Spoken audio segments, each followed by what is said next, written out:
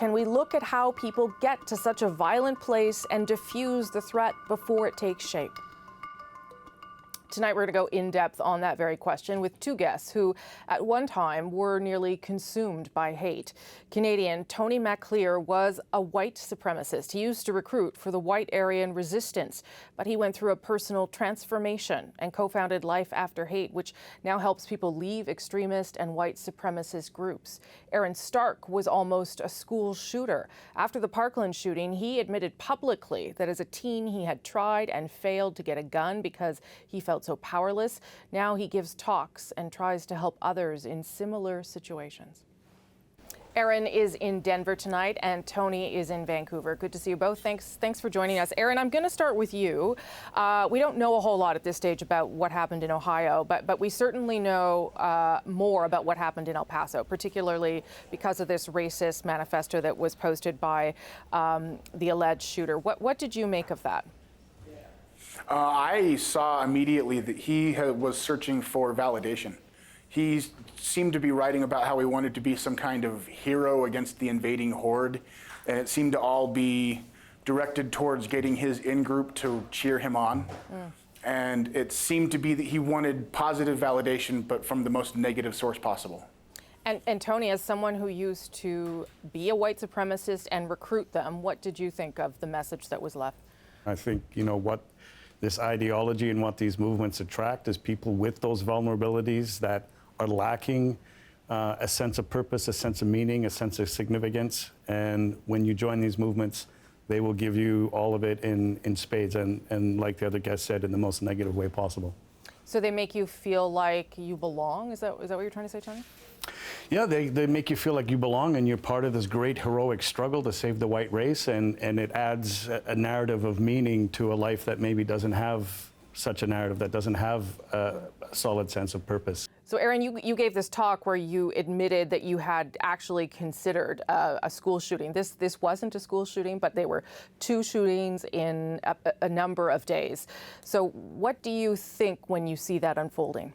I think that there is a simmering kind of hatred in this country, and I think that it's being pushed on by those up at the top. It doesn't help with Trump with tweeting out that people need to go back where they come from. That does not help at all. Well, so Tony, I was going to put that to you as well, that the rhetoric that we're hearing from the president, does it in some way normalize behavior? Does it embolden people? Well, I think our society is very much at war with itself. And I think it's a simplistic way to look at it. I think the issue is more of a culture of violence that exists in the United States. That, and I think the social media and the glorification of these acts.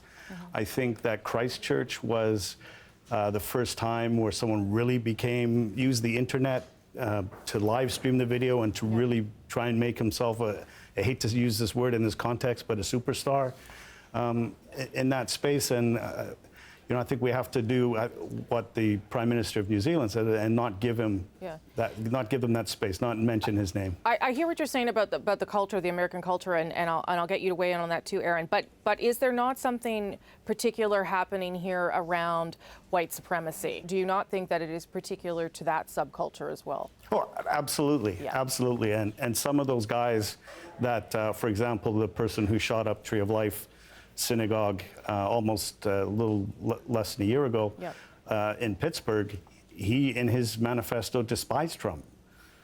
So there is this culture of fear and hatred that permeates this society, and our society's become increasingly polarized.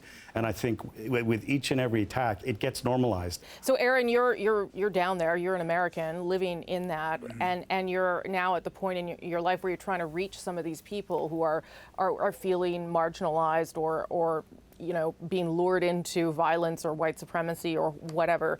What are those people telling you? How do they approach you, and what are they talking to you about? Well, I think that there is definitely a fetishistic nature with violence here in America, where we tend to wrap around all our heroes with violence, and it seems to just permeate every level of our culture.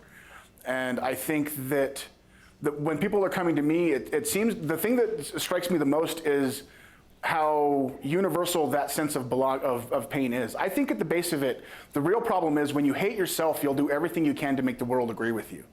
And I think that these kids hate themselves. Yeah, but Aaron, why is it particularly white men that are doing that and that are affected in that way? I think that as we're raised, we're taught that we need to be a certain way. We need to man up. We need to not show emotion. We need to act like a man. And I think that those kinds of teachings are extremely damaging to our youth. I think that I think that white males, especially in America, have a huge access to high-capacity weapons. Mm-hmm. They have seemingly a growing hatred of education and a vilification of people who are smart. And that combination, it just turns into this swirling morass of hatred. It's the fear of the other. It's xenophobia. Right. It's the fear of the different. So Tony, when you're out there trying to help people too, and either they reach out to you or their family reaches out to you, or there's signs that they are turning this way, what are you doing to try and turn them before these things happen? What we do is at Life After Hate, we try and find them resources in their local community to help them with these issues, because they're struggling with it as a family, and then the individuals are struggling as well.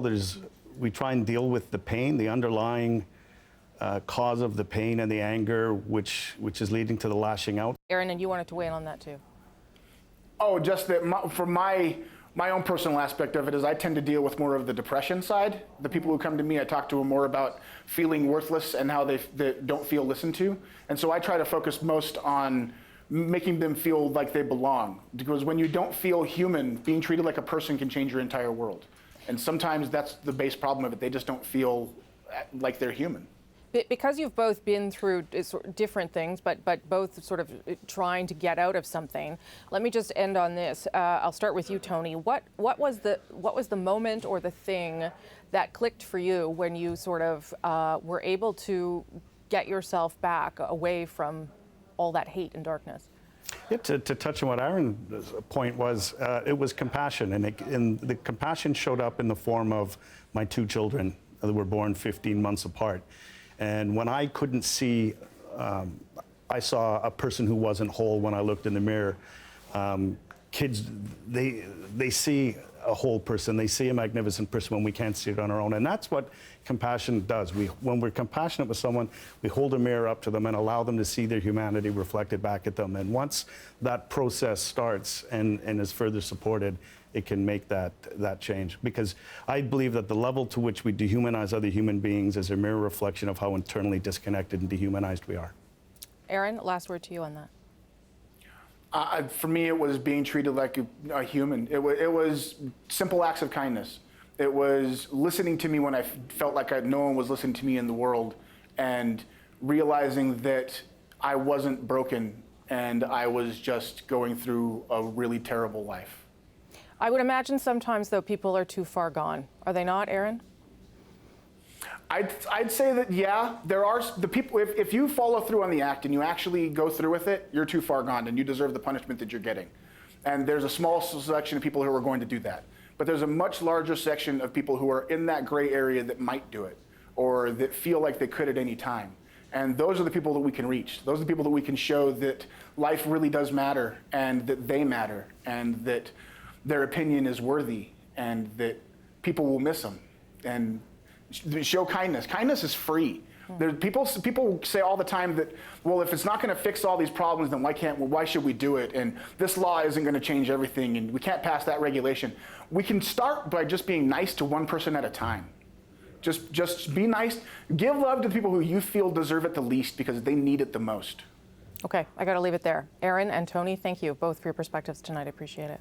Thank you very much.